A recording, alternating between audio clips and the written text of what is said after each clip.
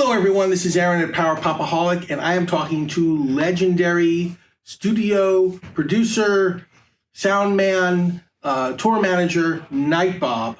And we're going to ask him a little bit about his career. How you doing today, Nitebob? I'm really good. How about yourself? Good, good. So tell me how you initially got started working for a big band like Aerosmith. I've been a musician all my life, and I took a job. So I know a lot about PA. I know a lot about live performance. I was in a very popular band in high school and a very popular band in college. And an opportunity came up for me to work in Manhattan running a rehearsal studio. And I was able to, I worked nights there, and if there was nobody booked, I could rehearse my band there.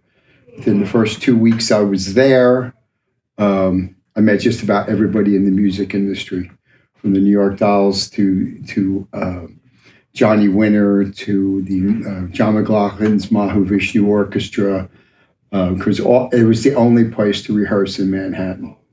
Right, I started professionally in 1972.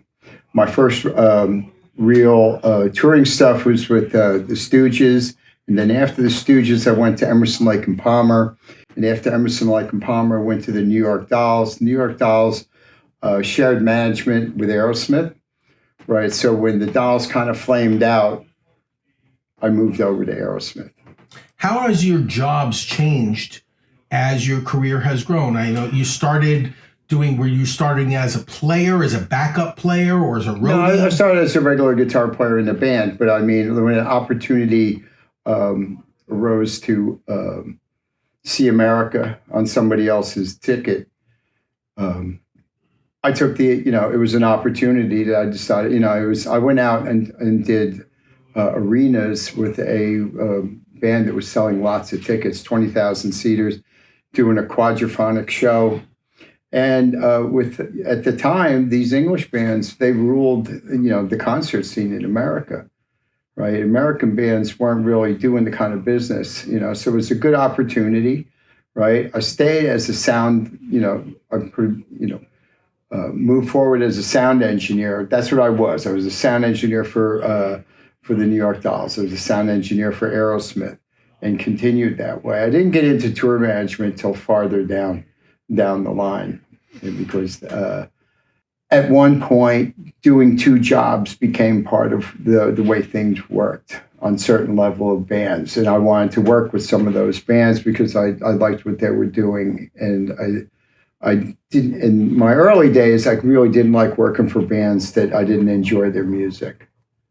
Understood. So out of all the bands that you did sound for and stuff, is there a particular band that stands out as, like, I know all bands are hardworking, but is there a band that you said, wow, these guys know their stuff, they're really sharp, they know how to pick the right people? Anybody in particular? Bands don't know how to pick people. That's all done by management. Sometimes they may, be aware of your reputation or something like that. If you're successful, you're working hard. There's no easy way, right? So Aerosmith worked really hard. The New York Dolls didn't work as hard because they were a little more edgy. Aerosmith was a little more palatable to middle America, right? And so I stayed with Aerosmith for 3 years, and I watched that band go from being an opening act that could also headline small theaters in some markets, right? Within a year, a good example would be at one point in, I think it was like October of '75, they were the opener on a bill that was, the headliner was Rod Stewart and the Faces, special guest Jeff Beck, Aerosmith, right? 6 months later, Aerosmith was headlining stadiums with Jeff Beck as a special guest, right? So, I mean, there was a shift where American bands started to really, if you look at 1976, you have the rise of Kiss, you have the rise of Boston, the rise of Ted Nugent. The focus became more to, like, Buy America First, these American bands that Right. had learned a lot from the British bands about performance and working with audiences and applied that.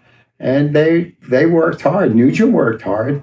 Boston, you have to work hard. It's not an easy lifestyle. Kind of looks easy from the outside, but if you're in a situation where you're doing 5-6 shows a week and traveling 300-400 miles every day, it gets to be wearing, and it's the same day over and over and over again. It's a hotel room, it's a show, it's a dressing room, it's a venue, it's an airport. Repeat again. So Right. that's what, and there's a lot of boredom and a lot of loneliness, because you're playing to 20,000 people, and you go back to your hotel, and it's just you in a room sitting there, and all of a sudden, you were the most powerful person in the room an hour ago, and now you're just wishing there was something good on TV, and that you could get a pizza delivered. Gotcha. So how has the tour business changed from the time that you were sort of managing some of these bands? Well, what's happened bands? is that forces have come in and monetized it like they monetize sports, right? Tickets used to be a lot more. I remember when the first time tickets got over $100 was the Eagles, right? And the thing is that if you paid for that, if you keep buying tickets at those prices, they're just going to keep raising up, right? Yes, the cost of touring, just like everything, like the cost of eggs today, or the price of gas, or the price of a pack of cigarettes, thing keeps going up and up and up. And you have to be able to make a certain amount. It's expensive to tour, it really is. You try putting, say, 22 people in a hotel. It's a big chunk, and every day you're not working, you're losing money, right? But people have come in, and because the audience accepted it, now tickets cost way too much money, I think. Yeah. Is it a greed factor? I don't know. It just seems that, like, when I was going to concerts, I'd go see 3 bands for $5. Yeah, that was like in like 1970, 71. And yeah, it's 50 years later, but I really think that another problem too is that the kids can't get in to see shows. Could you go and ask your parents for $200 to see some band that like some heavy metal band or something? You'd be cutting grass for the rest of your life. And kids can't experience live music because you can't get into a bar because it's all 21 and up now, right? So what do? They turn to their computer or their phone, and they see something. They see a band, and it's not engaging. It's not the same power as being in a room with a bunch of people who are all there for the same reason, to enjoy a certain kind of music, and there's a vibe and a power there that you don't get looking at your phone or a laptop. So they don't. It's not engaging. The culture is very different now. Everything's about TikTok and 16 minutes of fame, and just like stupid things on, like. It's not about talent, in other words. Well, I wouldn't say it's not about talent, but music isn't not as big a part of people's lives as it used to be, right? That's true. Sort of like momentary. Being an influencer is more important than making some music that raises people up or makes people feel good. It's really. But in Europe, it's completely different. It's like you can get in the shows, kids can get in. There's plenty of music in the parks for free and stuff like that. And the music's a part of everyday life.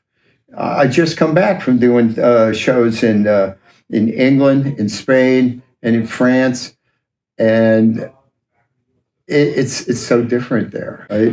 Well, since we're talking about music that makes people feel good, I'd like to know your opinions on power pop and how power pop has changed. Where in the early 80s with the Knack, you had something there that would encourage labels to listen to power pop bands, sign them, and then after the Knacklash, they were all gone. They were all gone. Do you have any opinions on that? Yeah, first of all, it's like, if you're going to talk about power pop, you have to talk about The Who and the mid 60s, right? The 80s, who cares? It's like this. The term power pop comes from, the Who records. Right. And Pete Townsend coined it. Well, yeah, and it was pop music that had some whack behind it. It wasn't wimpy.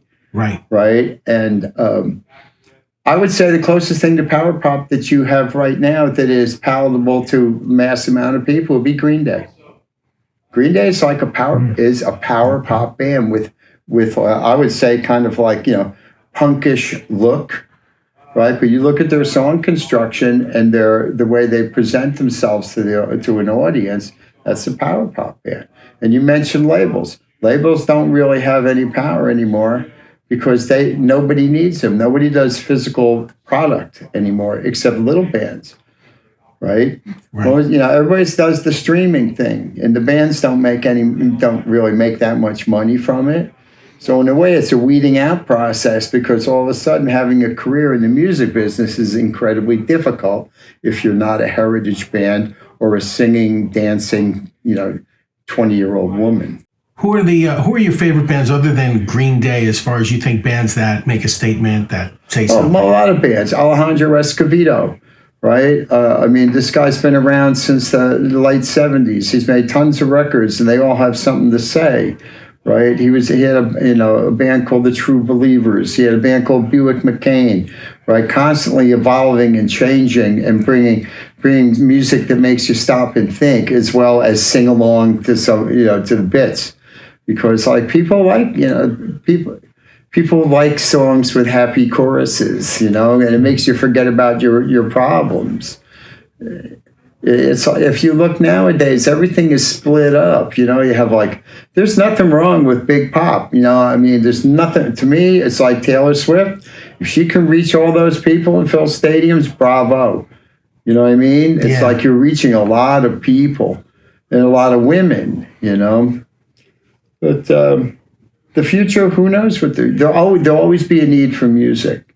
And I think that in some ways, it's like maybe it's going to all shrink back to small gigs, and baseball stadiums would be left to like these monster bands, they're kind of like monster truck shows, meant to appeal to 50,000 people with a lot of explosions and video screens and blinking lights and the like. Right. But it's like this stuff that really is, satisfying. Maybe it belongs in a 2,500 seat theater where your ticket price is actually sort of affordable.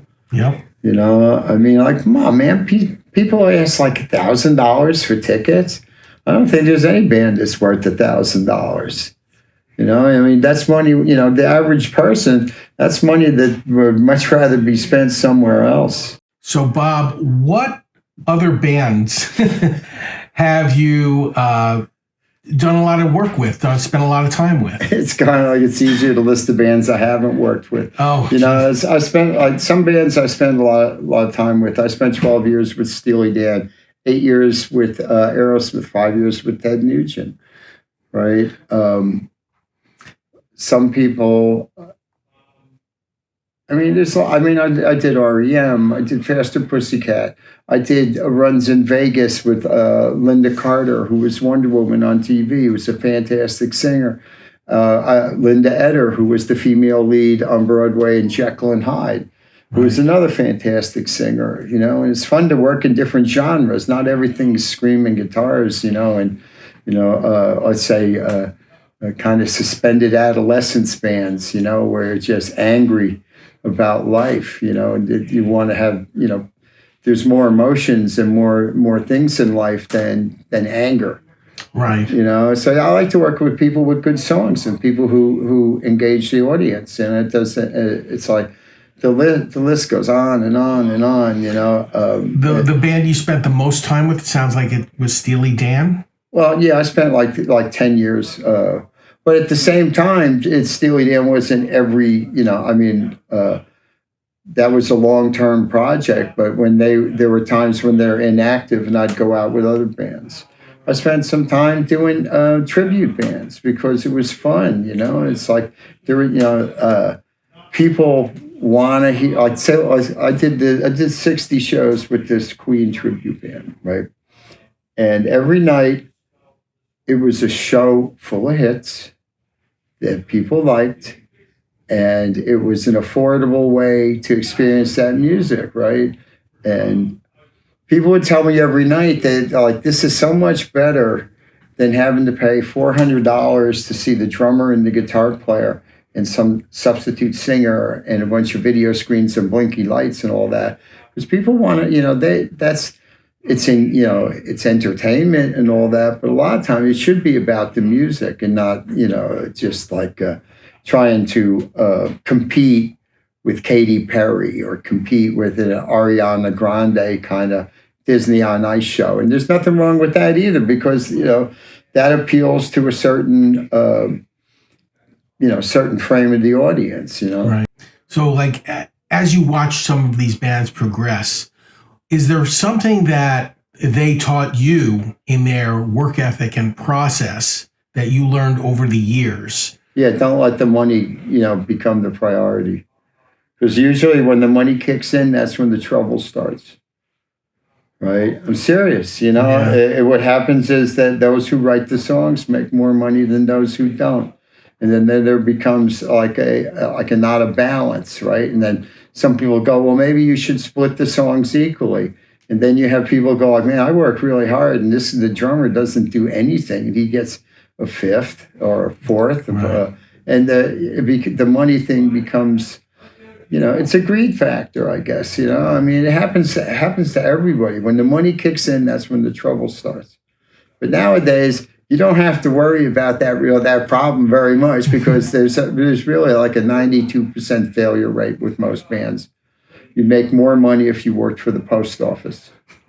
I'm serious. Yeah, no, you really have to seriously think about, it used to be you could go out and bring your music to people and establish yourself as a good band, right? It doesn't work that way. It costs a lot of money just to say, like, well, here we are in Dallas, Texas. You're a Dallas, Texas band. You want to play in New York, right? How are you going to get there? You're going to drive. You need a vehicle. Where are you going to stay when you get there, right? To play some 200 cap club that you make $100 for?